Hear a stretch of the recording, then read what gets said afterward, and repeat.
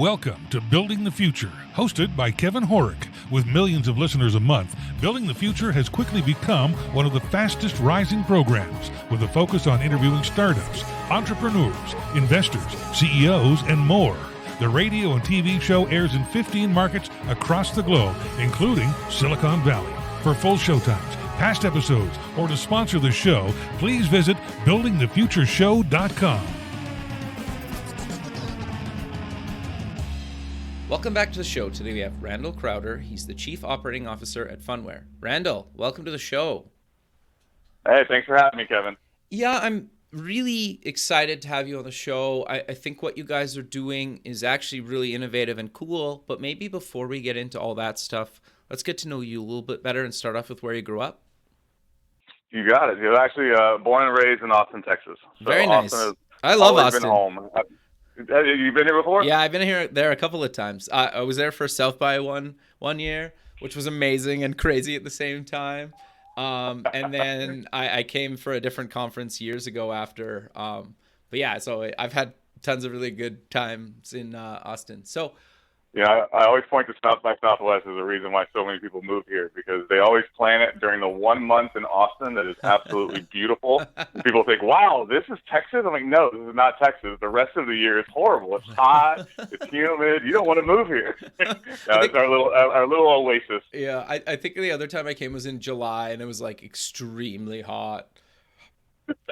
Yeah, so I know. But yeah, So walk me through kind of you were in the military and then you went to university. Walk me through kind of that and what made you go into the military and what did you take in university? Yeah, great question. So I went to West Point for undergrad, United States Military Academy up in New York. Okay. Didn't come from a military family, but always kind of never shied from a challenge, I guess you could say. Interesting. And so one of my best friends in high school at the time, his father had gone to West Point, and so he did what best friends do and say, "Why don't you come with me?" And he knew he was always going to go to West Point, and I kind of started looking into it and kind of go through a series of approvals to get in and get kind of nominated by a congressman, and ended up just kind of going through it on a lark. Didn't really think I'd get in, and then once I got in, I was like, well, hell, I guess I got to go now. But you got to remember, this was 1997, 1998. Yeah. Rumsfeld was downsizing the army. People were getting paid like a couple $100,000 just to get out of the army early. So he sold me pretty good. He kind of fancied himself a sales and marketing guy. He said, "Listen, we're going to go. It's a great education. We'll probably get paid to not even serve. It's going to be awesome." And then, of course, my junior year, September 11th happened, and so. I remember calling up saying, that plan you had, I think that kind of went out the window. So ended up, being, fortunately, was able to deploy a couple times and come back and, none the worse for wear, at least physically. And so, wouldn't change it for the world. The Army, teaches you a lot about yourself, a lot about organizations, a lot about teams. And it's actually a lot more, I always tell people, it's a lot more entrepreneurial, at least now, than people think. Interesting. Why do you say that? If you ever have a chance to read a book called Startup Nation, it talks a lot about the military's, role in kind of innovation in Israel. And it's not that much dissimilar, for us. And so, you go into a situation where there is no plan. We never fought or trained for the wars we fought in Iraq and Afghanistan. And so in the very beginning, you threw these large, clunky organizations into a situation where they weren't really optimized for. Okay. And now all of a sudden you have to adapt and change on the ground. So I was executing kind of side letters with, British contractors to, open up new supply lines. We were, doing joint missions. I mean, one day you're a civil affairs officer, the next day you're a trigger puller, the day after that, you're getting ambushed and calling in air support. So you're kind of having to transition your role. It's every good entrepreneur knows you don't really have a job description. You do what's needed. And so you really had to adapt to survive. Yeah, interesting. So walk me through kind of getting out of the military, kind of going back to Texas, University of Texas at Austin, and then walk me through kind of that journey into kind of transitioning into what you're currently doing now. Absolutely. So The Army will teach you one of two things. Either you love a boss and you love command and control, Sure. or you hate a boss and you never want command and control. So I think I'm definitely the latter. Okay. I vowed to kind of never give, my resume to anyone ever again. And so always, entrepreneurship was always kind of my calling. I love kind of being able to create things, even working without a safety net. And so when I got out of the Army in 2008, I was basically, I had applied and gotten accepted to Macombs for my MBA. And I got out in basically, call it January. So I had about 8 months until school started. And so I just hit the ground running. I made it. I always tell everybody I talk to, kind of how you kind of get going, because a lot of people, I think they feel like they're maybe stuck and they don't know the next step to take. I made a list of about 100 people in Austin that I wanted to meet, and kind of put a couple different notes by each name, kind of how I might be connected to them or how I might reach them or what they might be doing or what they might be interested in. And I set about just meeting everybody and anybody I could. And I told them, I said, listen, I'm going to school. I'm not looking for a job. I'm not looking for a handout. I just want to hear your story. So, I began reaching out to everyone I could. And, Austin's a great town. It's very open. It's not very pretentious. And so I got a lot of responses. Some people are just not going to get back to you, and that's not their fault. They're busy, or maybe they just don't know what the catch is. But I met with a lot of wonderful people all throughout Austin. Ended up really clicking with a gentleman named Admiral Bobby Inman. He was the deputy director of the CIA, early investor in Oracle and Dell. Interesting. Kind of an incredible man. And he had started a venture fund here in town. So I began kind of just working with him, really to true military fashion, know your enemy. I was like, if I'm not a good entrepreneur, I want to know everything about venture capitalists, because I'm never going to raise money. I want to know the lingo. I want to know the approach. I want to know how they think behind closed doors. And so really developed a great relationship with him and his son, Tom Inman, who was running at the time Novē Ventures, which became Limestone Ventures. And we started doing some deal sourcing out of the angel community here in Austin, which is really vibrant. And that thing led to another kind of a next lesson for anybody kind of entrepreneurial minded is you never get what you don't ask for. So I started really just shadowing the founder of the Central Texas Angel Network, tell him, look, I'm really just sourcing deals for the Admiral, but if I can help out, I'll help out. This is now the summer before starting my MBA. Interesting. And lo and behold, it looked like the executive director of that angel network was going to possibly be moving on, and they were looking for another director. And I said, well, who are you looking for? They basically described Elon Musk. And I was like, well, I'm sorry to burst your bubble, but Elon Musk is not going to run your angel network. But I'll tell you what, I will. I've been, running an organization in the military for a long time. This is what you need is disciplined management and better organizational development, and I can do that. And so, I built what's called a standard operating procedure for angel networks, pitched it to the board. They believed me, and so I took over the Central Texas Angel Network about the same time I was starting my MBA. I ran it for about 3 years. It's now, when I left, it was the third most active angel network in the country. Wow, that's huge, man. Congrats on that. Yeah, now it's number one. So yeah, that's great. We definitely kind of cracked the code on that. But during that process, so I got my MBA, did a Kaufman Fellowship out in California. Ended up, a lot of the deals we were doing were healthcare related. I didn't know a lot about healthcare. But I had gotten a really good, understanding of tech. So we started TEXO Ventures back in 2009, 2010 to really do tech venture and healthcare. And so we focused mostly on health IT, tech-enabled health services. Great time there. Had two other partners. Ended up deciding not to raise a second fund. And now, I had also kind of along that way, you work with engineers, you find out all the cool stuff. So I knew about Bitcoin kind of before Bitcoin was cool. Started another fund called Novē Ventures to really just focus on investing in companies leveraging blockchain. Interesting. And so long story, a little bit shorter, not short, but I ended up keeping in contact with somebody I met back in my angel days. This was back in 2009. I had met an individual coming from Newport. He was, very successful entrepreneur, had decided to kind of hang up the hat and really focus on mentoring the next generation. I met with him, I think, twice. And one thing with investing, you get pattern recognition. And I told him after the second meeting, I said, there's no way in hell you're going to hang up the hat. You could just, some people you can just tell are born operators. Yeah, They can't sit still. They got an idea every 2 seconds. And I was like, there's no way you're going to kind of, for all intents and purposes, retire today. Well, fast forward 10 years, we kept in contact that whole time. Sure as hell I was right back then. He did end up starting another company, and I actually helped him with it. Had a $1.6 million seed round to get it going. Wow. We kept in contact over the last 10 years, and about a year and a half ago, almost 2 years ago, he contacted me and said, hey, I know you know a little bit about this crypto thing. I'd love to get more involved kind of as an investor. You want to just kind of, start getting together regularly and talk crypto and blockchain. And lo and behold, he said, hey, I think we kind of started riffing on his own company. So this is perfect for blockchain. Interesting. We kind of came up with a construct of what that might look like. He asked me if I would even consider investing and maybe advising. And I said, yeah. So I invested about $3 million. Wow. And, came on to really advise, learned more about where the company was over the last 10 years, fell in love. And so on the opportunity, I'm sure you can, spoiler alert, I'm sure you can guess where I'm going with this. Sure. That company was Phunware. The cryptocurrency was PhunCoin. The CEO that I met 10 years ago was Alan Towski. And so it's serendipitous how things work where, I was only a year back in Austin. He was coming to Austin.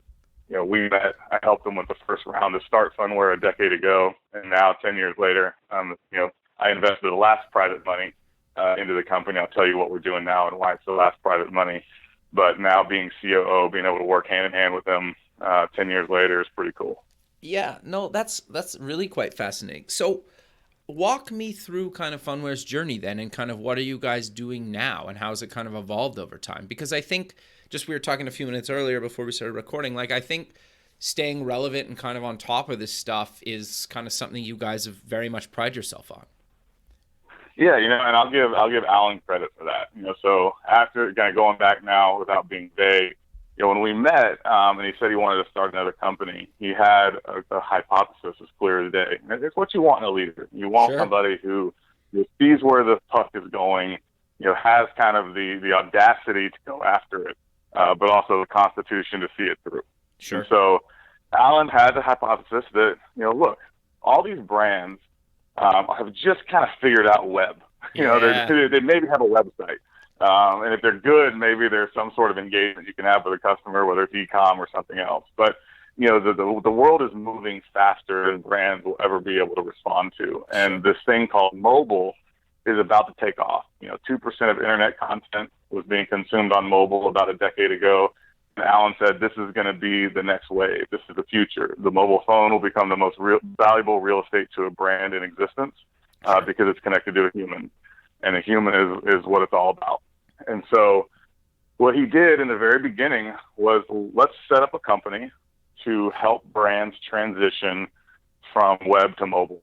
So early on, kind of an internal tagline was everything you need to succeed on mobile. And so we cut our teeth building, mobile apps. And another important thing that he got right was he believed very certainly, avidly, that it was going to be native apps that win.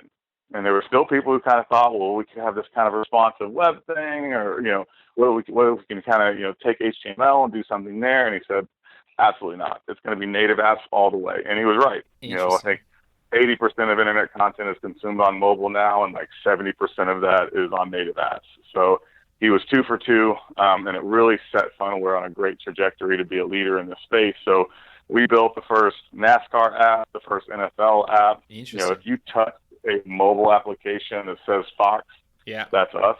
So you have a company, one of the largest media properties in the world, who could probably build and buy anything they wanted, and they still outsource all of their mobile to us because we're just probably the best in the world at making sure that you can deliver something that is not only engaging for a consumer, but it's got to be reliable. Sure. So when we had the most recently the World Cup, Fox set live streaming records concurrently for every match, and then you have YouTube and Google crashing.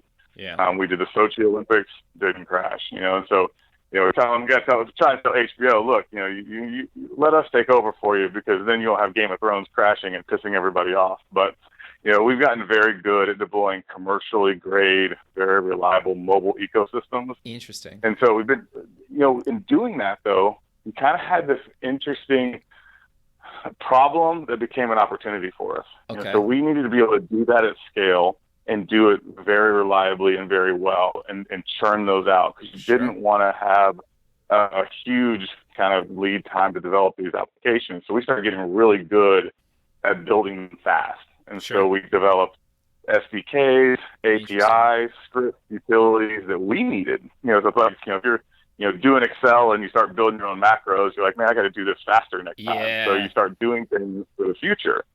Well, all of a sudden you turn around and you look at all that and you go, holy crap, that's pretty valuable. Totally. So we started licensing that to other publishers, saying, look, you're trying to build an application.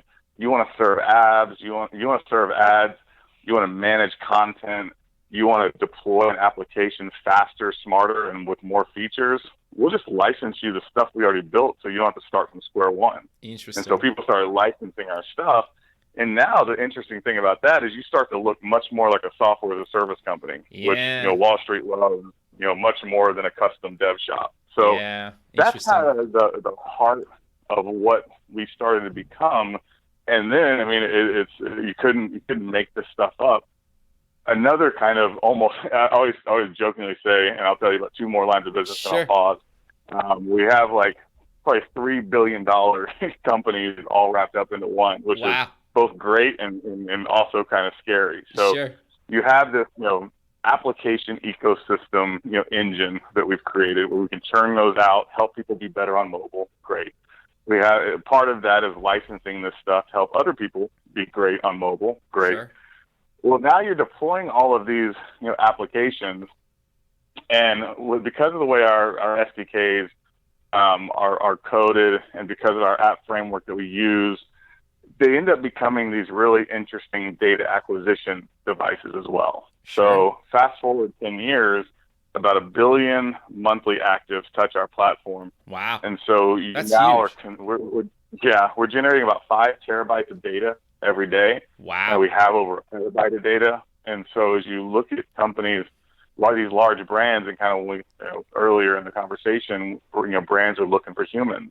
And that's a problem right now when it comes to like Facebook and Google. These brands are throwing money at them, and they're not really sure what they're getting in return. And then you have this issue with Cambridge Analytica, so now there's this consumer trust issue going on. So these are those moments where you say there's got to be a better way. So the way our data is collected and the way we curate it is something we're currently calling the knowledge graph. And so when you go into kind of our command center with a world-class team of data scientists, it really makes you feel like you're in the NSA. And so we look at disparate data sets in the aggregate, kind of think of like a series of clusters, big clusters, small clusters, everything connected by kind of nodes and lines. And then we can visualize any data set kind of in 3 dimensions. And so we can draw all of these interesting inferences or correlations between disparate data sets that, people just wouldn't naturally understand. Sure. But using kind of our algorithms, we can kind of make sense of. And so we can take all of that, and I won't bore you with the details, and my EVP of product engineering will probably kill me anyway, because some of it's proprietary. But literally we can track a phone, leaving a restaurant, know when they left, where they went, where their home is, where their work is, what applications they use, when did they consume the most data on their phone, what apps consume the most data, how to reach that person at the right time, at the right place to deliver the right message. Interesting. And so, and this is important because on the onset, it sounds like, oh man, it's a little bit, like Big Brother, but that's why we're introducing, PhunCoin, the cryptocurrency, because we're actually going to turn that on its head. But I won't get to that just yet. The last line of business, the other $1 billion line of business, it's kind of one of those TV shows. You're like, but wait, Kevin, there's more. It makes julienne fries too. So, one of the things back in about 2014, and you'll see how this all connects to a cryptocurrency. Okay. We ended up being also involved in kind of IoT before IoT was cool. Interesting. So we had a challenge from actually a hospital, it was Kaiser at the time, to help kind of bring all the value proposition of GPS outdoors, indoors. We're really good at mobile. We're really just smart engineers. Could we crack the code on basically indoor blue dot? And we basically, now this was a long story short, we killed it. So we beat out Google. Wow. We beat out a lot of different providers. And over the last probably, 3 or 4 years, we've become at least probably one of the top 3, if not the number 1 company for the kind of tech that goes into locating people and things indoors. So bringing to life that blue dot capability inside, which is a whole series of challenges. Sure. We've even done it on a cruise ship. Wow. We just completed a proof of concept on a cruise ship, which is interesting because now you're not only dealing with lat long, but you're dealing with dynamic elevation because of the rise and fall of the waves. Yeah, no one was able to solve it, but we were. So interesting opportunities with cruise lines. Now, once you have that, and I remember we're the foundational element of all this. We're the platform. So right. You can build applications on top of it's called Locate. On top of our Locate software, you can build whatever you want. So the cruise line wanted to build basically Uber Eats on a boat. So Interesting. I'm Army, so I can say boat, but don't ever say that to someone in the Navy or someone in the cruise industry. They love to call it a ship, and it's a her. So they'll yell at you if you do that.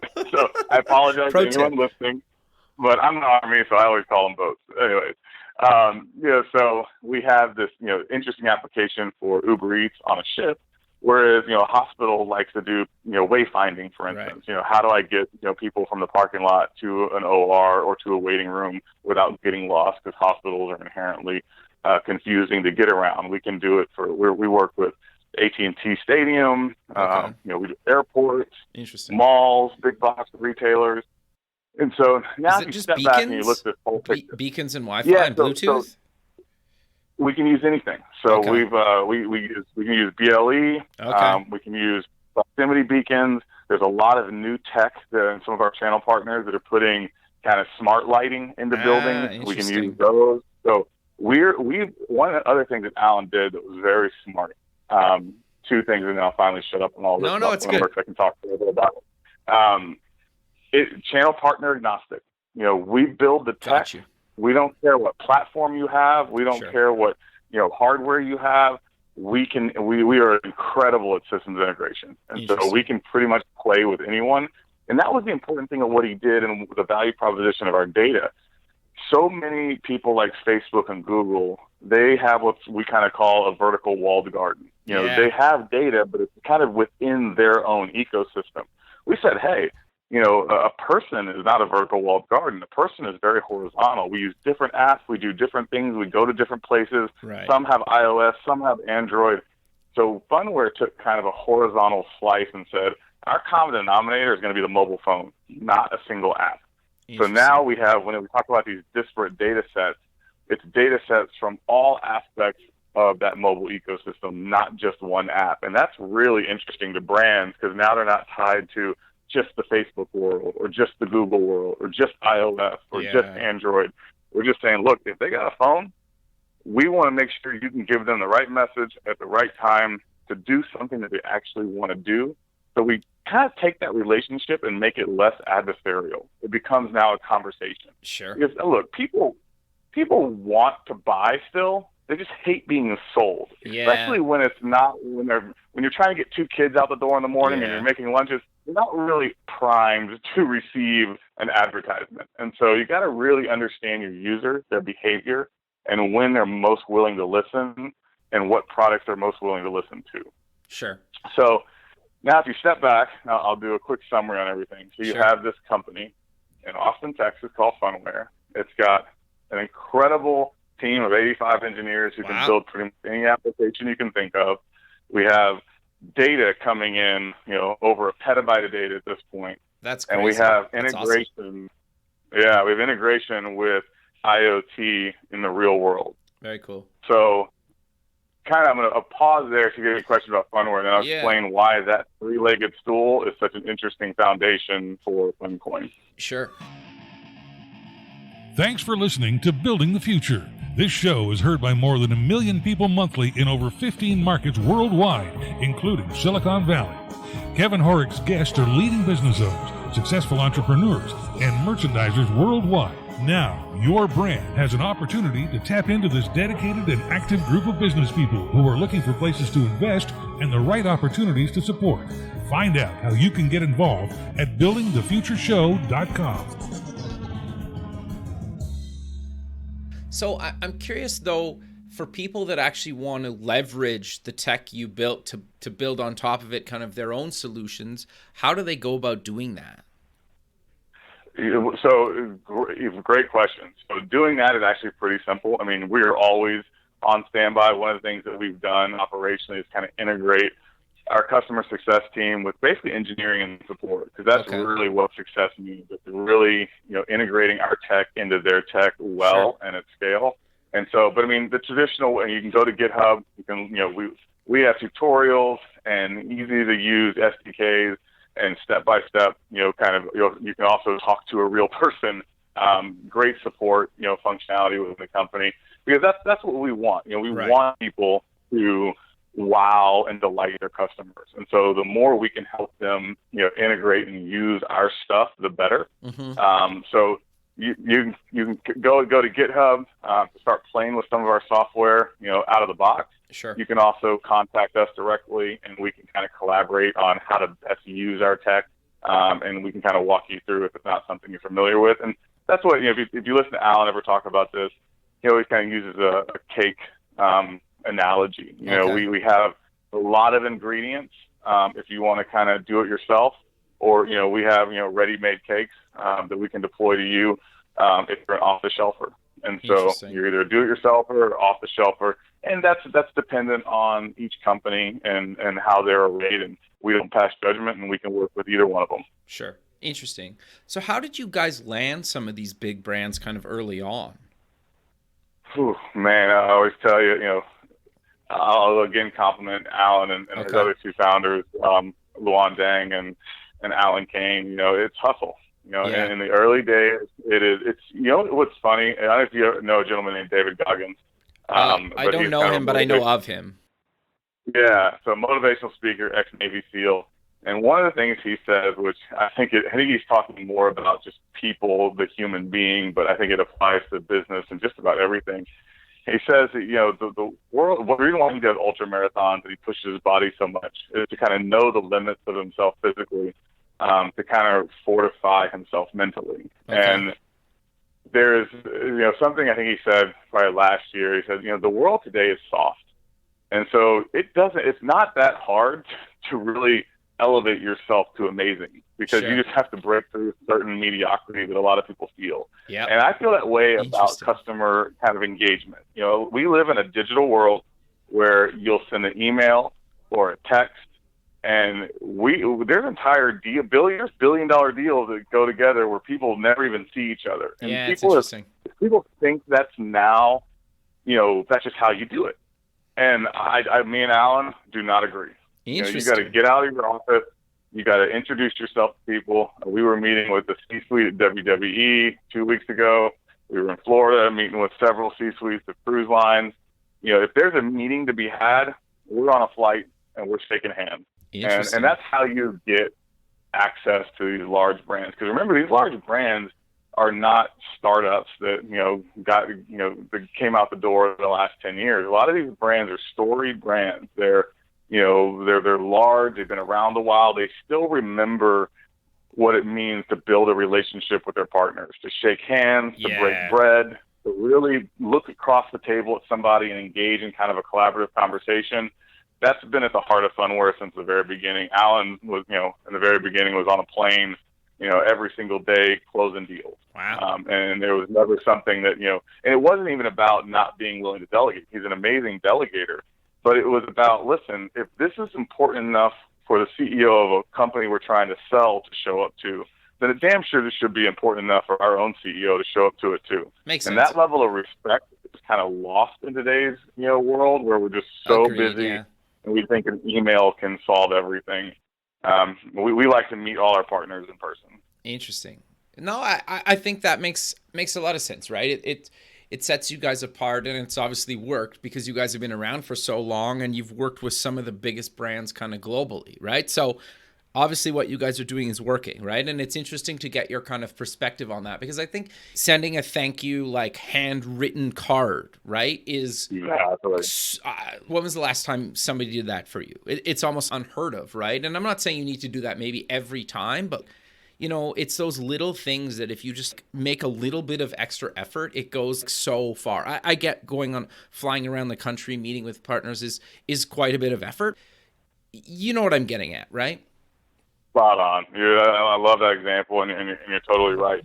And then it's your point. I mean, the underpinning of it is just you care. Mm-hmm. And so after you meet with people in person and they can put a face to a name and you can tell some stories, you know, kind of not to use the military, you know, too much, but, you know, the military, you don't rush into battle for God and country. You rush into battle because you built a relationship with the person next to you and you know they would do the same. Interesting. You know, business isn't necessarily always life and death. Sometimes it can be. But you do business with people you like, you know, and you know, granted the tech has to work and granted they have to be able to deliver, but you want to know that they're in it with you. Yeah, it's and very if you secondary, don't ever right? build that relationship, you gotta open those doors and really communicate and be ready for some criticisms too. You know, you got to be responsive to the customer's needs and you got to, you know, really kind of deliver what you say you can deliver. But I always found, you know, relationships are key to kind of landing those large brands. Interesting. Yeah, and I think just to touch on your point like a little bit longer about getting open and honest feedback from especially your early adopters is way more useful than the person I love it. Well, yeah, but I want to know what you dislike about it, or what do we need to improve, or what do we need to add? And the people that are willing to openly give you kind of that brutal, honest feedback, and you need to be able to kind of take that and not get offended, right? Because the second you get offended, they're going to stop telling you the bad, right? And the only way to make your product better is hear some of the bad. Very well said. Couldn't agree more. So walk me through what is PhunCoin and how does it kind of play into Phunware? Yeah, so this is exciting stuff. So I think the history of Phunware has kind of been a lot of firsts.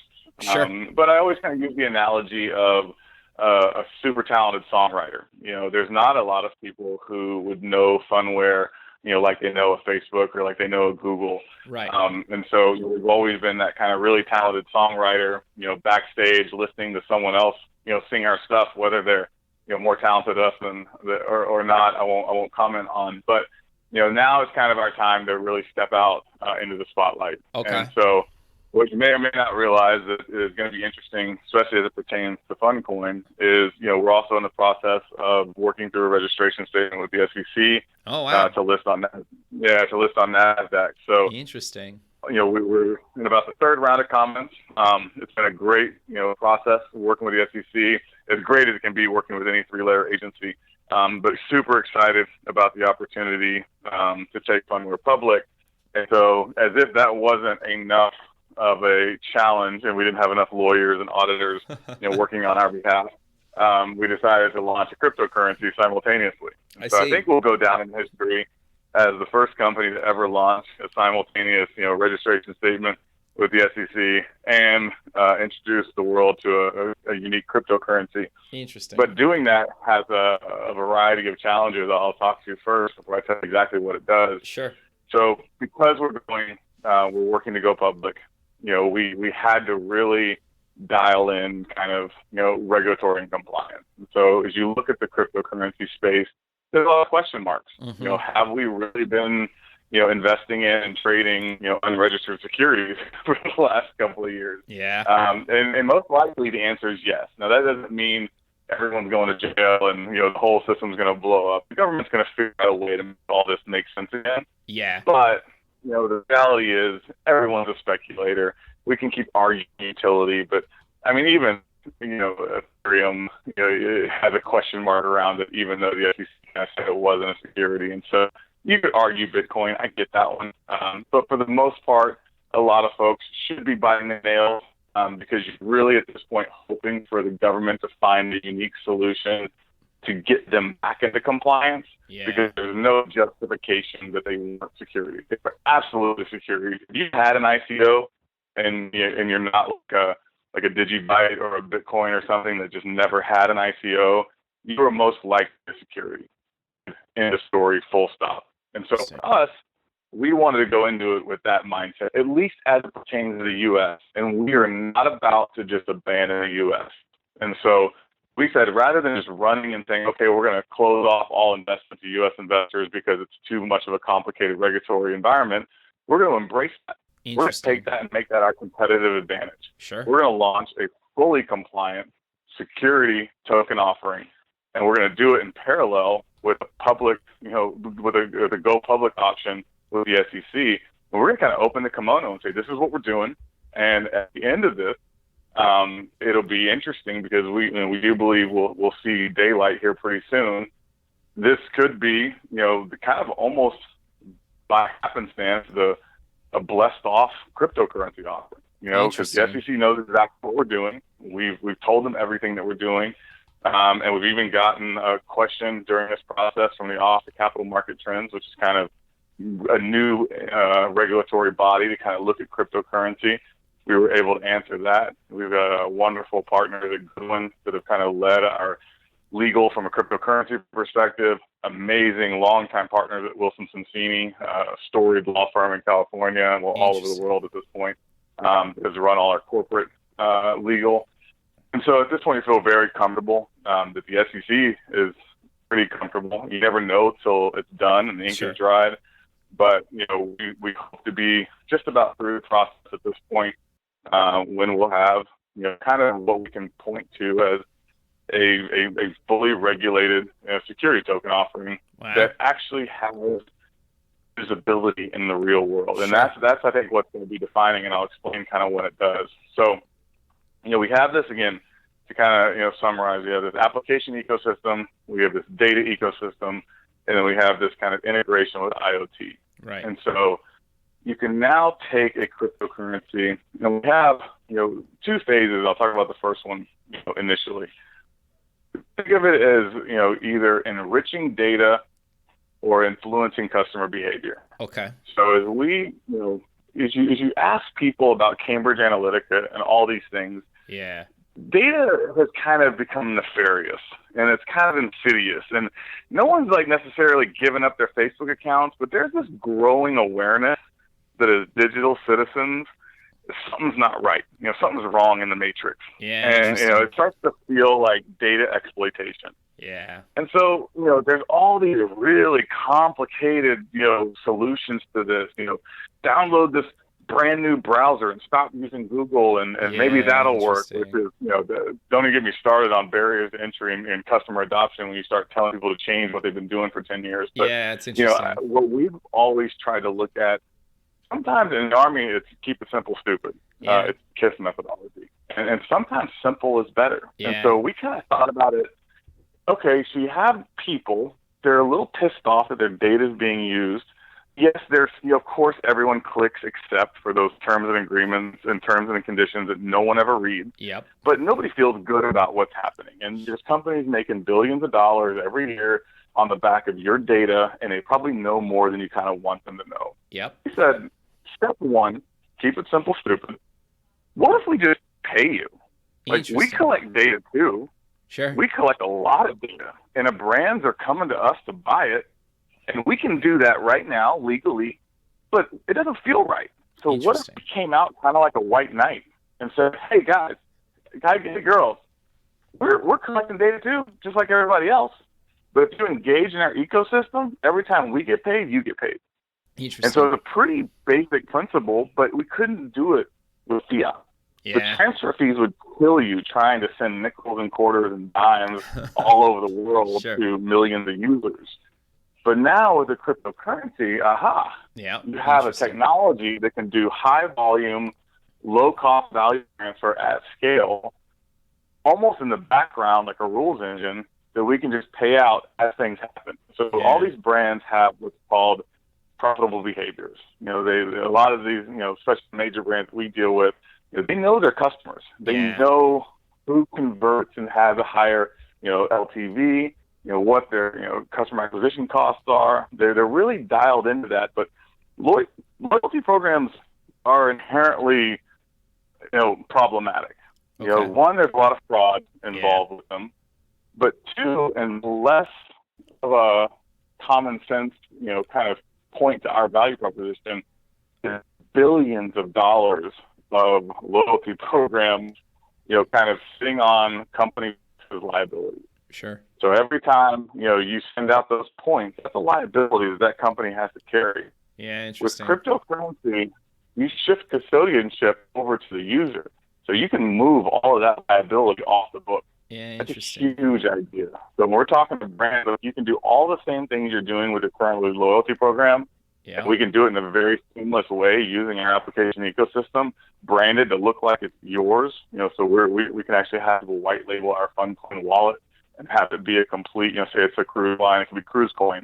Yeah, the underpinning security is PhunCoin, but to them it looks like a branded experience to their users. And all of that kind of same value proposition for a loyalty program now no longer sits on their books as a liability and can happen seamlessly in the background using our rules engine and our blockchain. And so our blockchain solution. So we want to basically give people a chance to engage, with our system, tell us more about themselves. So we have a lot of data. We may know you're a man or a woman. We may know you live in Texas. We may even know your annual, median income. Sure. But we sure would like to know, are you going to send a kid to college this year? Are you going to buy a car? If you buy a car, do you like foreign or domestic? Do you like fine dining or casual? So there's a little bit of our wallet will not just be a wallet. It'll be also, again, a data acquisition device where it's fun and engaging. That's where we kind of actually, originated the name Phunware. It's applications that exhibit game-like mechanics. And so as you get into the wallet, we may have like a Tinder-like swipe function where, you get to answer a couple questions, 2 or 3 as you log in. Yeah. Tells us a little bit more about yourself, and then as brands engage and want to do things or purchase that data, we compensate you for it. And we compensate you for the questions you answer. We compensate you for the value you provide to the overall data segment. And so we have this data enrichment thing going on where now brands are coming to us and they get really dialed into what those users like, what they want, because the users are part of the conversation. It's instead of data exploitation, it's data collaboration for compensation. And now everyone feels better about it. So that's step one. The other part of it is very cool, and this is where the IoT comes into play. Okay. You ever seen Minority Report? Yeah. Remember when Tom Cruise stumbles into the mall? He's got the other, got the eye transplant in. It's like they scan his retina. He's like, "Hello, Mr. Yakamoto. How do you like that shirt you bought?" So we can do that now instead of a retinal scan at your mobile phone. Sure. So we know who you are, where you are, and what's around you. Pretty much all the time. Especially if we're working with a big box retailer, for instance. Let's say you walk into a big box retailer. You're walking down an aisle. What's around you? Millions and millions, if not billions of dollars of R&D and packaging shoved into products on shelves, which also cost an arm and a leg. And you don't pay attention to any of it because you're trying to get in and out if you're like me. Well, brands are trying to figure out, how do I have this stuff jump off the shelf? Sure. Well, you've got to integrate something unique. Yeah. And so what we can do with our existing infrastructure is, as you're passing, let's say, an end cap at Target, for instance, and there's a product that we will push to you to think it aligns with your data profile. We can hit you with a push notification that says, comes across just like a text. It says you're standing right next to a very interesting product that, based on your purchasing history or your likes and dislikes, we think you'll love. For 100 PhunCoin, will you watch a 30-second video on how a product works? Sure. You hit yes. Video launches. You watch the video. At the end of the video, maybe there's an opportunity for more data acquisition. We say, for an additional 100 PhunCoin, answer these 2 questions about the video you just watched. Answer those 2 questions. Good news. And if you purchase this product within the next 2 hours, we'll give you 20% off, in store only. Sure. So now what you've done is you've introduced this seamless infomercial-like construct into the real world. So you've taken all of that information we collect in the virtual world, and you've served it up to influence a real-world experience. Sure. So that's when you start bridging the gap. I kind of jokingly say, PhunCoin is going to become a digital platform for human experience. Sure. So everywhere you go, this idea of Siri is a quite frankly a pain in the ass. Like, I don't want to have to ask my phone what to do. It's like an employee. Yeah, I don't want to have to tell you what to do. I want you to do it. I want you to know the ins and outs of the company, and I want you to just almost work a little bit autonomously because you have, initiative and you're accountable. Well, your phone should be the same thing.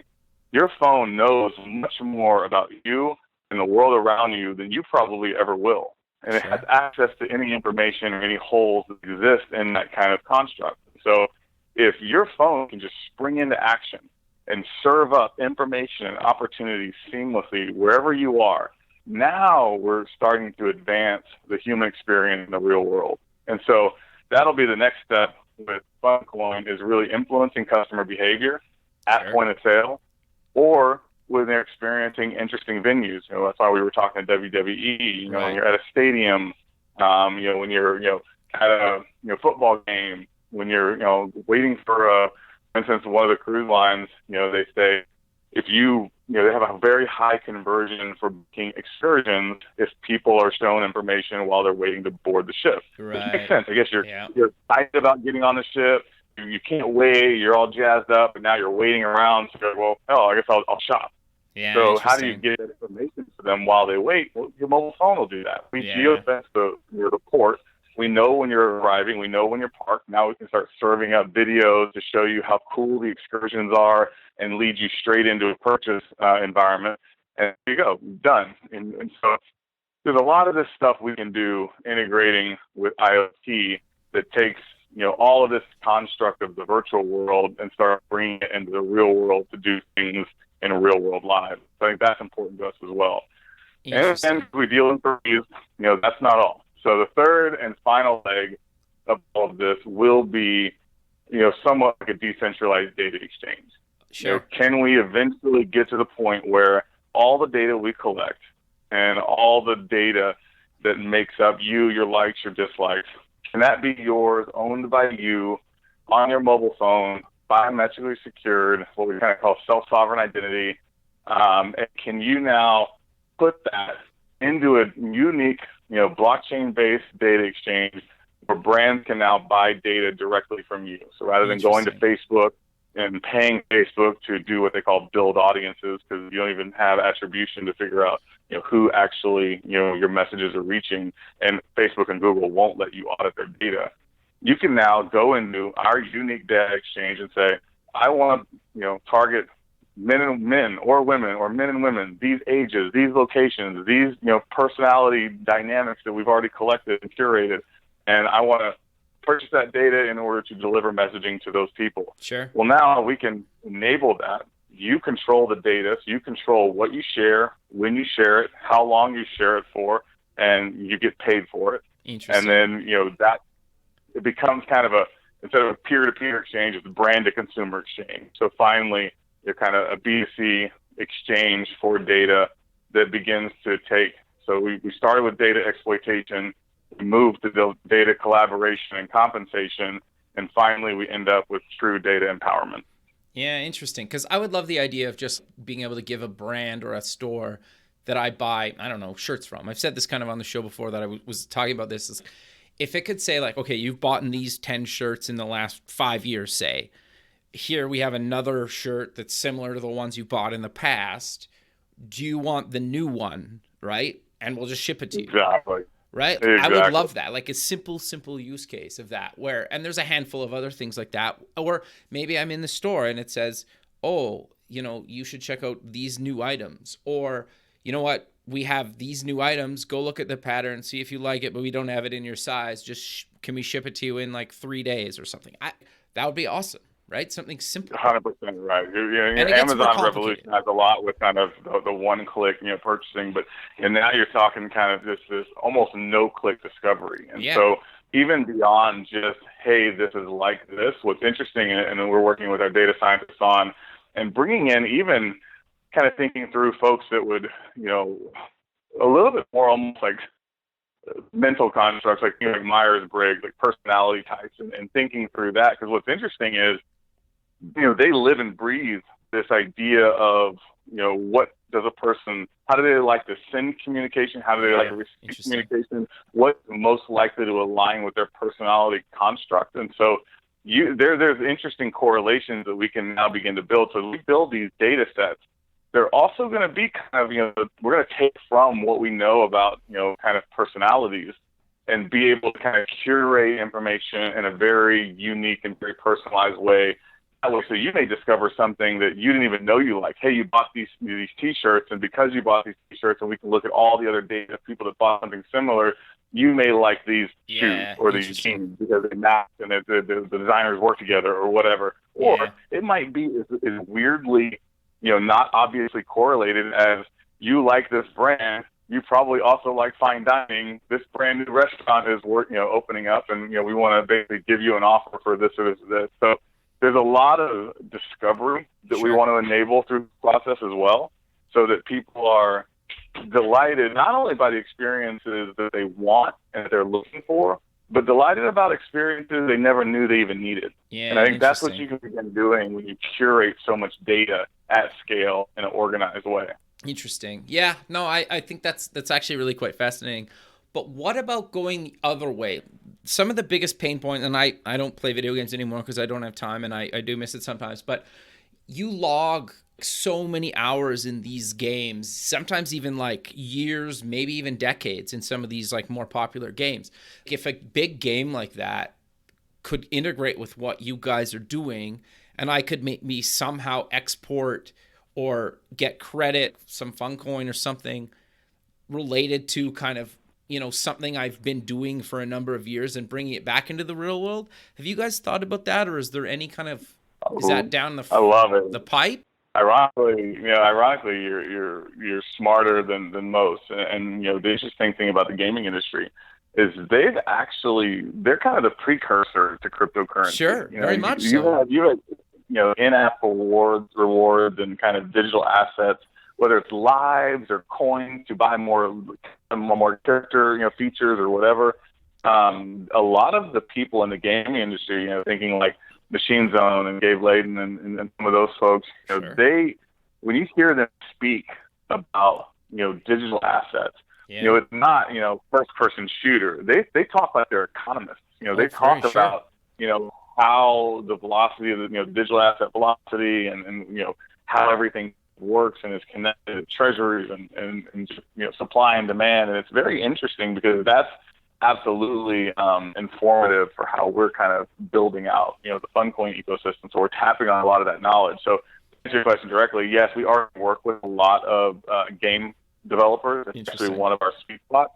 So not only can we help introduce rewarded behavior, rewarded surveys, rewarded videos for more game lives or more features. We do that today already. We've also even worked with some brands on integrating advertising into the game itself. So being very immersive and showing, you're in Call of Duty and you're running past, a broken down building and there's a billboard, that's in-game advertising. Sure. So there's a lot of interesting nuances that we can take from the gaming industry to help kind of build out the cryptocurrency world. But yeah, and we absolutely would love to begin replacing the idea of just an in-game currency with an actual, cryptocurrency, so that there's more utility. Sure. Interesting. But we're kind of coming to the end of the show, and I do want to kind of mention one other thing. It looks like you and I will both be kind of in LA in January for the Media Excellence Awards. I know I'm going to be there, and it sounds like you're going to be there as well. So I'm looking forward to kind of meeting you actually in person. But do you maybe want to talk quickly about kind of the importance of kind of being recognized in the industry and having kind of an award ceremony that actually recognizes kind of talent like this? Absolutely. I've had the pleasure to get to know Sarah Miller behind the MEAs for a while now, and what she's done with the MEAs is I can't underscore the importance enough.